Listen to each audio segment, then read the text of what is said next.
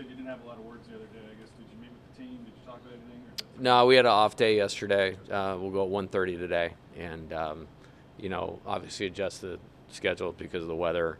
But really, moved on to what's ahead of us. And you guys have heard me talk about that a lot in the college baseball season. Really, in baseball, you have to master the ability to move forward. And is my position as a leader. Obviously, I analyze it all and analyze everything. I think the good thing about young people, young players, is they have a good ability to do that, and I'll rely on that with our team. And we'll certainly kind of learn the lesson from the other day, but leave the moment. What do y'all expect to face this weekend? Yeah, great talented team. Obviously, have been for several years now. I'd just say kind of the simplest form: big arms, big bats. They on the pitching side, they do what they do really well, and I mean that guy by guy. Offensively, they can really drive the baseball, and physical nature, and how they play offense. How are you preparing your pitching staff to throw off the power hitters coming up? Just again, it's one of those questions. I think I actually had a question like this on the radio the other night, and it's one of the things I love about coaching here. So people have so much interest in the game plan, but I'm not a very good coach if I give away the game plan before the game starts, so I can't answer that. But it's really fundamentals. We've got to attack the zone. I've got to throw multiple pitches for strikes, execute locations, and really what I would say to that is good pitching beats good hitting, and we need our pitchers to be themselves. And much like I just said about their team, our guys do what they do very well. At least the guys that throw the majority of the innings, and so we'll rely on that this weekend. You talk about attacking the zone. That's been somewhat of an issue for the bullpen, I guess. How do you see it? Is it an issue of them trying to be too fine, or is it just Yeah, I think it's guy by guy, and I think sometimes baseball is a little different because at one time it's one player doing that. Whereas on defense you might have, in football, complementary play, the secondary linebackers front. It's a little different, for each guy. I certainly feel like there's room to grow for several pitchers on the staff, and we'll keep chipping away at that. I think we've had good growth with several pitchers on the staff. I think in totality of the season, we have been successful from the mound. But we want to keep getting better. And, I think some of it might be game experience. Some of it might be mental game. Some of it might just be command delivery. But, I think, I like how we've improved. The other night was kind of a tough night in that. And, really, I'll even go back to Saturday's game. I felt like we needed to win the game like 10-7. On Saturday. Like 7 was kind of a number I had in my mind, but I thought those guys did a pretty good job of holding it down until the 9th, and we gave up the 2. So it's something I really believe is, when you're going good and you've won 17 in a row or 26 of 28 like this team did, it's never quite as good as it seems. And when you have a really tough game on Tuesday, loss on Saturday, it's not quite as bad as it seems, and that's not deflecting anything because we dive into how we play really hard. So I think it's guy by guy. I think there's been some improvement, and we just got to keep chipping away because there's guys that a lot of talent that can help us a little bit more. How do you go about sort of imparting those lessons from that game if you're also not willing to go back to that game at least too much? Like, how do you sort of with this case in particular? Well, I think there's a psychology to that. Like the old school come in here and say this is unacceptable and you guys are worthless and all that is not going to work. It's not going to work. Case in point is 2024. That's what everybody probably thought I should do, and I did the opposite of that. I coached baseball. My staff coached baseball. And we won 22 of 29 games. And you can't be a prisoner to feelings, good or bad, in this game because it takes you away from execution. So, as I said, learn the lessons, okay, and then leave the moment, and then live in the next moment. And that's about preparing for this weekend. So my belief is a bad game or a bad couple games doesn't have anything to do with the next game or next pitch unless the player or the staff lets it. And I'm making a conscious decision that I'm not going to do that because I can't have our players do that. One of the things that I think we can improve on as a team, and this is very common in baseball, every player has gone through this, is not let one failure in an at-bat, a mound outing, affect the next one. And that's when you transition from being a boy to being a man, and we all go through adversity in life and, have a family member die. And then, I think true toughness is when you show up when things aren't great. And that's what I want our team to do. And I think they can do that. And so I think it's exactly as I said, learn the lessons. I have a way of doing that. It's probably more one-on-one in this case than a team thing. And then learn from it, and then move forward. I don't want to say you want to suck the emotion out of the team or anything like that, but it sounds like a lot of, like, if we were really to boil down some of this approach, it would be take the emotion out of a bad loss or a great win and to sort of just keep on going with that consistency day in and day out. Is that sort of a way to sort of describe the approach, or am I oversimplifying here? I think I want our guys to be excited about the opportunities that they have. And I think it's been something that's been maybe a trademark of LSU baseball, at least from the outside appearance prior to me even getting here, is like, and I see like highlights up on the board of past sometimes, and guys really playing with emotion. You know what I mean? A positive emotion. There's a walk-off homer in one of the postseason games. I don't even know who hit it, but obviously that's an exciting moment. There's like an outfielder diving for a catch, giving a fist bump or something like that on one of the pre-games. Warren Morris was obviously excited when he hit a walk-off home run in the College World Series. Like, that's a trademark from it. There's one of Chris Stanfield, like sliding in at home, and that guy plays with such great energy. Like, I want him to have that. Like that. If this is no fun, there's no point in doing it. So I think it's okay to play with emotion, the right kind of emotion. I don't think it's okay, not okay, but if you get emotional, that's going to disrupt what you need to do to play at your best. And so that's maybe what I'm trying to say. Is it a concern with Tennessee and a big personality type team coming in as far as like controlling your emotions if things get interesting? I can only speak to when I've been here. I've seen none of that. I see a good baseball team, good baseball program, and I think we've played 10 times, and it's been really, really good baseball. A couple times in Omaha, once in an SEC championship game. So I can't really comment on that because there's so many teams and good teams. Like, it's just not a thing, We talked to Connor here in a few minutes. What did you like about his start and just what he was able to do on the mound in that role for you guys last weekend? I thought he did a good job. I really believe he's a good pitcher and has a good future ahead of him. I think he's different than a lot of the guys we have, and sometimes that can add value.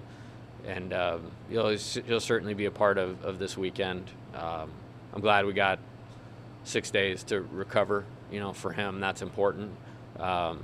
So he'll be a part of it. I don't know in what capacity just yet, but I really like it when he's out there, and I think he's trending in a good direction. Do you have a starting rotation set for this weekend? Yeah, we announced it. We're going to go Friday, Saturday, and then Sunday we'll leave as a TBA right now. Is it Friday, Saturday, Sunday, right? Yeah. On my days, yeah. Okay, all right. Coach, We- game one, Bull versus Anderson, Yeah. two of the best faces in the country. Do you Yeah. expect a pitching duel despite both Dahl being great hitting teams? Yeah, you would think so. Just from, good pitching usually beats good hitting. It's the nature of baseball.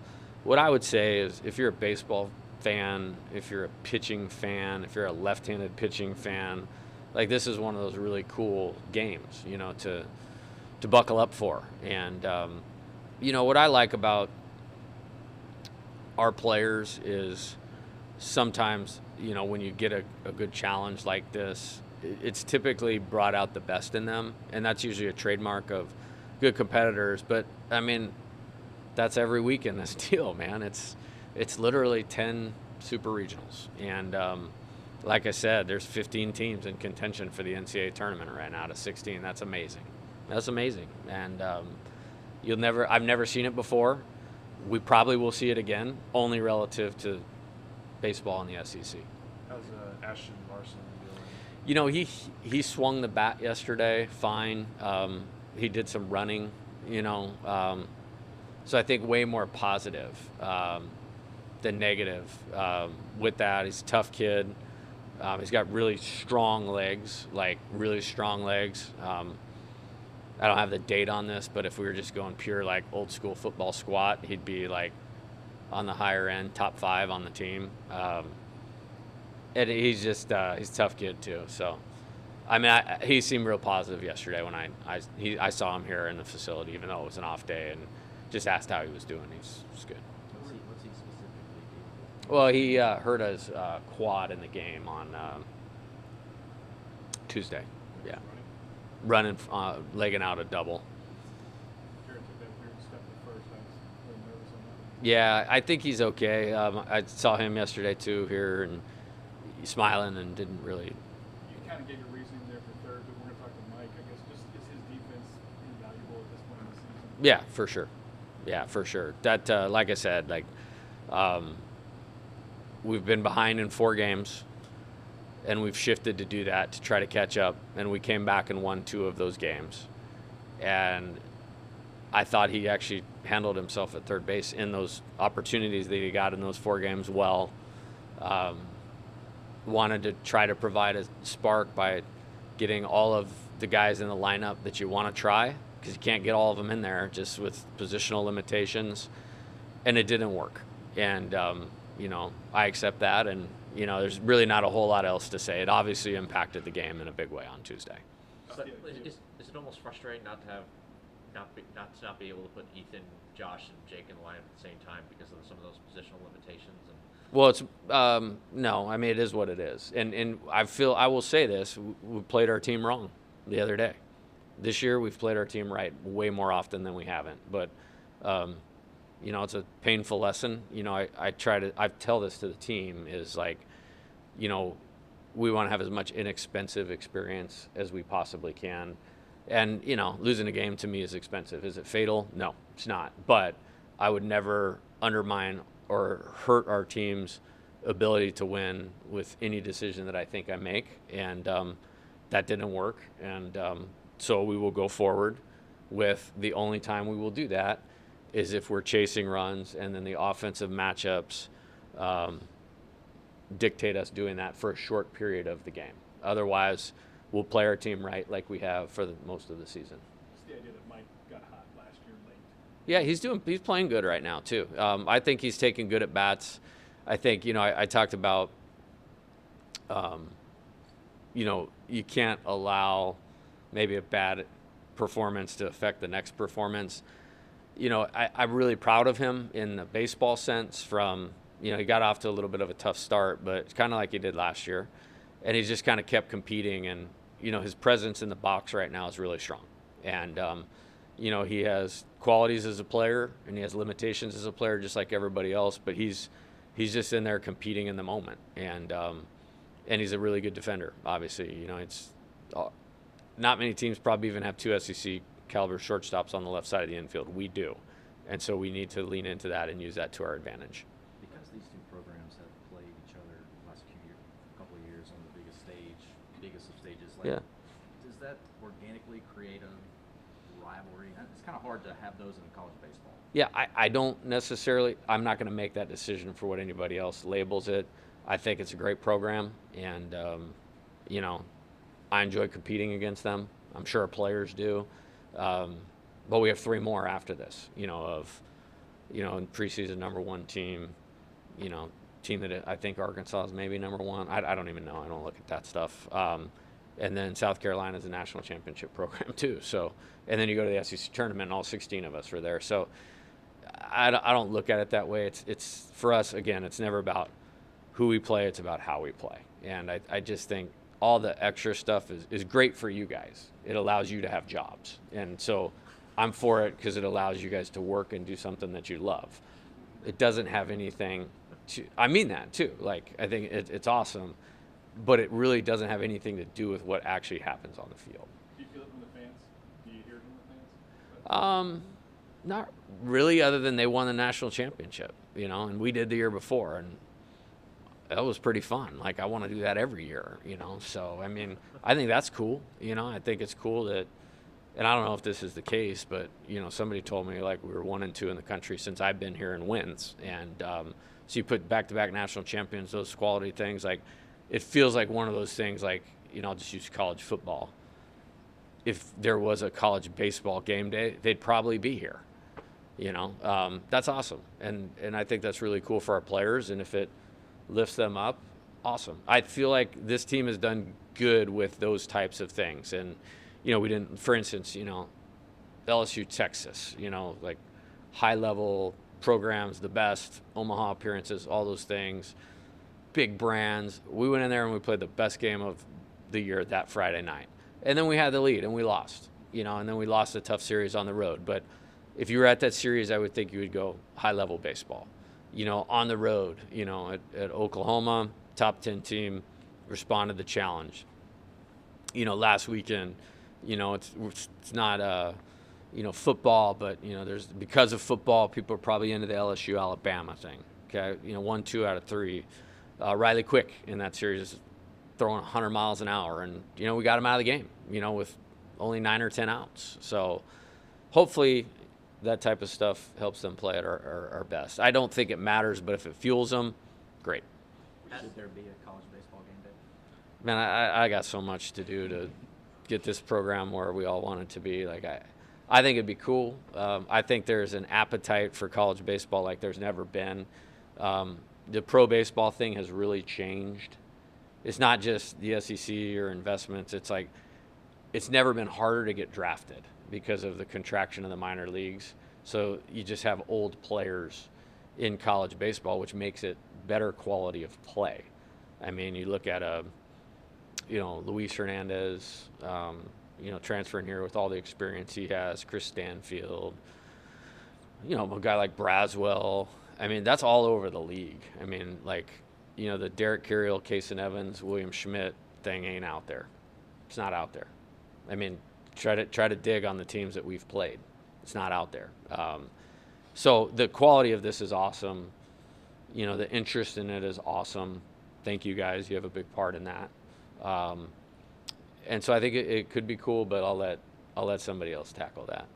Anything you see in Steven's game maybe help improve this? Yeah, I think he's played exceptional defense for the entire season, and that's the main thing that we need him to do. We've obviously seen the quality of hitter, basically game-winning home run last weekend. I think, baseball is his life. I think we can relate well together. Because that's how I feel about succeeding at this and helping our players succeed at this. And sometimes when you care about it so much, like the emotional energy that takes, especially when you're playing the most demanding position on the field, and a bat or a game, can kind of get away from you if you get outside of, hey man, that's just what I need to do to execute. And if he just does what he needs to do to execute, he's so skilled, he'll get back on track quickly. Ideally, how do you use Cowan this weekend? What do you hope to get out of it? Just if there's ever a player that just needs to be themselves and execute, it's him. We'll see. The series will kind of dictate that. Or the games, I guess, will dictate that. With Cowan and Evans, do you think it's probably not a coincidence that two of your best relievers have the two best changeups on the team, right? I mean, like that pitch has become such a weapon for them. Not a lot of their opponents see it, so like it's not a coincidence that their best off speed is that pitch. I think that's part of it, just under the assumption that hitting's about timing, pitching's about disrupting timing. Timing is correlated to how well you see the ball. And they have an ability to create deception in hitters. They also throw all their pitches for strikes, and the more that you do that, the more doubt that you put in a hitter, and then it makes it hard for them to get a really good swing off. So, but that's certainly part of it. Do you have any relationship with Tony outside of meetings or something? I just respect them and respect their program. You're not very smart baseball person if you don't. They've recruited at a high level. And, it's like I said, this will be an awesome, mentioned Cade and Doyle, pitching against each other, but it's like so many good players on the field, this weekend. And it'll be the same next weekend when we go to A&M, and the same Arkansas, and nobody's doing this right now anywhere else in the country. And I think it makes awesome. But I respect them very much. Do you have conversations with your team about just kind of how the next 3 or 4 weeks kind of determine where you guys could potentially finish, whether it's hosting or Yeah, no, I mean, that's all out there. I mean, to this point, we've earned the right to at least play the first one at home, but there's so much ahead of us. Like, if you start adding that to trying to go execute against left-hander going 96 to 98 with 4 pitches, like, it ain't happening. So, like, I'm not helping my team if I bring that into the equation. Offensively, how do you sort of try to get you guys back to where you were maybe a month ago, while also game plan for maybe the best pitcher you'll face all year? I think it's about tomorrow, and it's about there's toughness in at bats. Like, you take the quality of pitching that we see, that makes it hard. Baseball in general is hard from an offensive perspective, and then that's where the plan and the strong mental game and all those things, living in the moment, are so important, because if you add a problem there, now you've made it impossible. And like, it's our hitter's choice to go in the box with a clear mind, with a competitive attitude, and compete, knowing that dude's probably going to, the game can't end unless we get out 27 times, so that's probably going to happen. So there's no sense in getting frustrated. Can we make it harder on a pitcher like this? And I think this team has probably done that. Like, we only won 2-1 against Pico Khan, but he was out after 5. Because we took really good caliber of bats against him. It's kind of the same thing. On Tuesday, was it the mental aspect that you were the most disappointed in, or was it just when something went wrong and you guys just weren't able to, like, just overcome it? I feel like I answered that question on Tuesday, and I just revert to what I said on Tuesday. You talk about being positive. Do you remind the guys you're pretty good? Like, I mean, is that like a messaging that's out there, or is it? Well, I believe that they know that they are. I do believe confidence is an important part of this thing, and in different ways with different guys, and sometimes as a group, it's my job to build confidence. And I heard a really high-level coach say this, and I can't remember who, whether it was football or baseball. Like, one of the most important jobs that we have is to build self-esteem in our players. But you have to do that authentically, because they're very smart, and they know if they're lying to you, that you're lying to them. And I don't do that. I don't do that. It doesn't mean I'm negative, but I'm very straightforward in that regard. But I think they would say that they know that their coaching staff's behind them. In a couple tough games when you're 34-8 is a first world problem. It is. It's like, honestly. So it's our choice to handle it the right way and play. And there's gonna be another bump or two. Like, it's just the way that it is. You choose how you show up, and their coach and their coaches will show up, ready to help them win in every way possible. And I believe they believe in themselves. And again, hopefully it's something that makes us better, as painful as it is.